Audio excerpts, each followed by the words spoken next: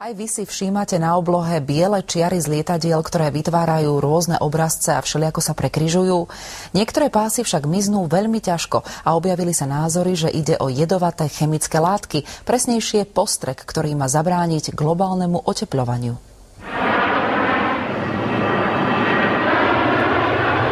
Takto akoby hrubou kriedou počmárané nebo tu nad hlavným mestom v poslednom období nebýva ničím zriedkavým. Podobná situácia je v celej západnej Európe a v USA. Nebolo by na tom nič podozrivé, keby čiary, ktoré sú vlastne oblakmi, prirodzene v krátkom čase mizli. Hovoríme, že obyčajne do 1 hodiny by sa to malo rozplynúť. Biele pásy však často zostávajú oveľa dlhšie. Myslím, že to nie je celkom prirodzené, ale to je otázka možno už pre niekoho iného ako pre meteorológa. Pásy, ktoré však vidíte na záberoch, sú podľa obyvateľov a niektorých odborníkov, najmä v USA, v Nemecku alebo v Česku, tzv. Chemtrails, čiže pásy chemických oblakov. Tyto stopy vlastně zůstávají na nebi až třeba několik hodin, až se rozplynou v atmosféře.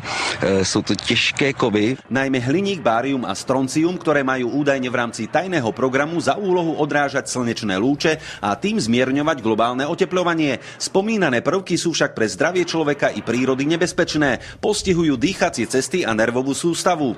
Nejaká hovadina.